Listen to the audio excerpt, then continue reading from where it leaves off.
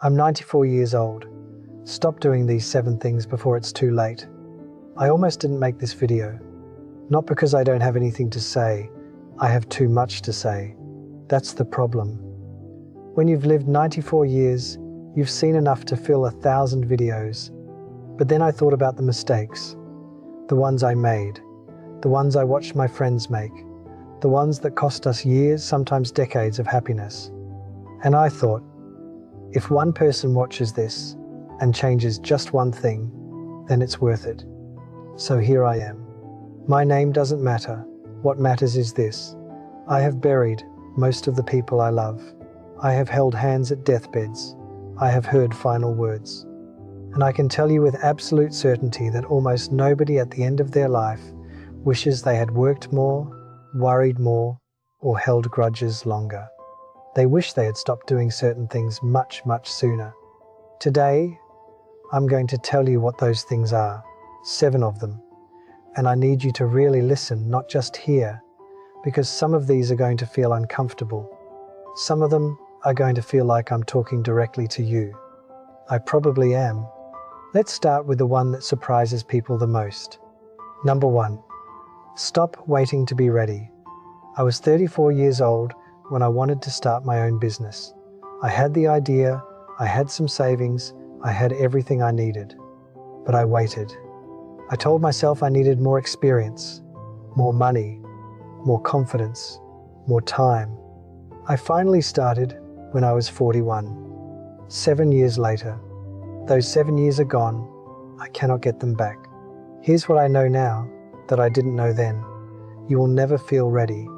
Ready is a feeling that comes after you start, not before.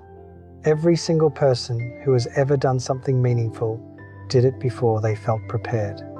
The world doesn't reward the most prepared person. It rewards the person who started. Whatever it is you're waiting to begin the business, the conversation, the trip, the apology, the dream, stop waiting. You are already late. And tomorrow you will be even later. Number 2. Stop letting other people's opinions run your life. This one took me the longest to learn, and it cost me the most. When I was young, I chose a career my father approved of, not one I wanted. I stayed in a city I didn't love because my family expected it. I wore certain clothes, went to certain events, said certain things, all because I was terrified of what people would think if I didn't. I spent the first 40 years of my life living for an audience that wasn't even paying attention. Because here's the truth nobody tells you. People are not thinking about you as much as you think. They're busy thinking about themselves. The crowd you're performing for, they went home. They forgot about you. They're worried about their own crowd. The opinions that controlled your 20s, those people don't even remember what they said. Live your life, not their version of it. You only get one. Number 3, stop avoiding difficult conversations. Oh, this one hurts me to say. I had a brother. We had a fight, a stupid fight, over money that doesn't matter anymore, and we didn't speak for 11 years.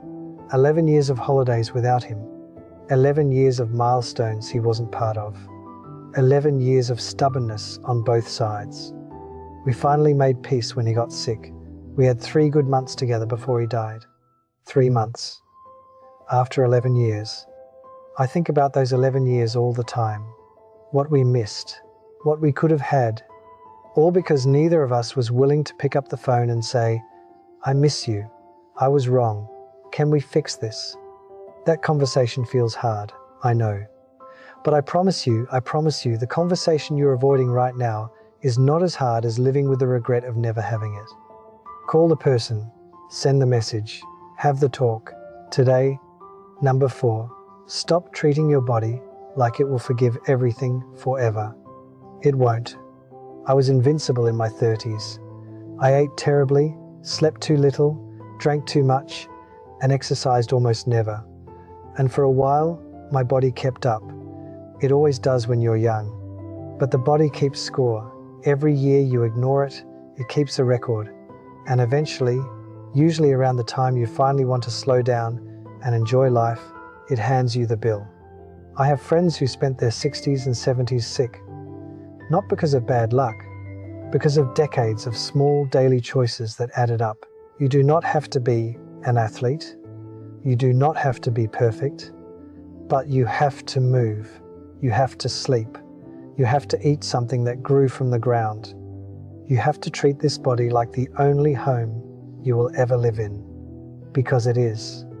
Number 5, stop chasing money at the expense of time. Now, I'm not going to tell you money doesn't matter. It does.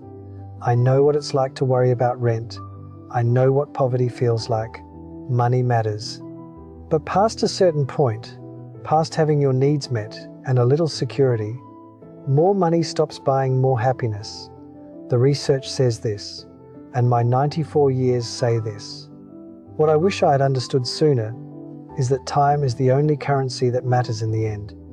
And unlike money, you cannot earn more of it. You cannot save it. You cannot borrow it. Once an hour is gone, it is gone. I watched men I knew spend the best years of their lives chasing a bigger number in an account they never had time to enjoy. They missed their children growing up. They missed summers and sunsets and slow Sunday mornings. When their health finally forced them to stop, they had the money. But they didn't have the time. I am 94. I would trade every dollar I have for one more decade of the time I wasted. Protect your time. Be as serious about it as you are about your bank account. Number 6, stop holding onto anger. This might be the most important one. Anger is like swallowing poison and waiting for the other person to get sick. You have probably heard that before. But let me tell you what 94 years of watching people live and die taught me. It is absolutely, completely, 100% true. I held on to anger toward people who had forgotten all about me. I spent years nursing resentments while the other person moved on and lived their life, completely unaware that I was suffering. The anger didn't hurt them, it only hurt me. Forgiveness is not about the other person. You're not letting them off the hook. You're not saying what they did was okay. You are simply refusing to carry the weight of it anymore. Let it go. Not for them, for you, for your sleep, for your health, for the years you could spend happy instead of bitter. Life is genuinely too short to spend it angry at people who aren't losing any sleep over you. Number 7, stop postponing joy. This is the last one, and it might be the one I feel most deeply. I had a list in my 50s of all the things I was going to do someday. The places I was going to visit, the books I was going to read, the friendships I was going to invest in, the hobbies I kept meaning to start.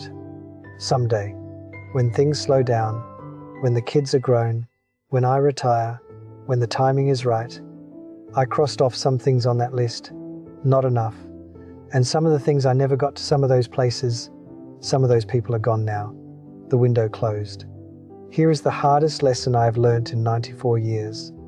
There is no perfect time. There is only now. And now, and now, and now. And if you keep saving your joy for later, you will reach the end of your life with a full savings account and an empty heart. The dinner with friends, go to it. The trip you keep postponing, book it. The thing that makes you laugh and feel alive, do it this week, not someday. Joy is not a reward for finishing everything else. Joy is the point. So there they are, 7 things. Stop waiting to be ready. Stop living for other people's opinions. Stop avoiding the hard conversations. Stop ignoring your body. Stop trading your time for money you don't need. Stop holding on to anger. Stop postponing joy. I know these sound simple. Most truth does. The hard part is not understanding it. The hard part is actually doing it. I am 94 years old. I have made most of these mistakes. I have watched the people I love make them too. And I am telling you now, from the other side of a very long life, that the regrets are not about the risks you took, or the embarrassing moments, or the things that went wrong. The regrets are about the life you didn't live because you were too afraid, too busy, too angry, or too convinced that there would always be more time. There isn't always more time, but you still have some. Right now, today, you still have time to change. Don't waste another year. Don't wait for a wake-up call. Let this be it. Go live your life. All of it. Loudly, imperfectly, fully. You'll thank yourself later.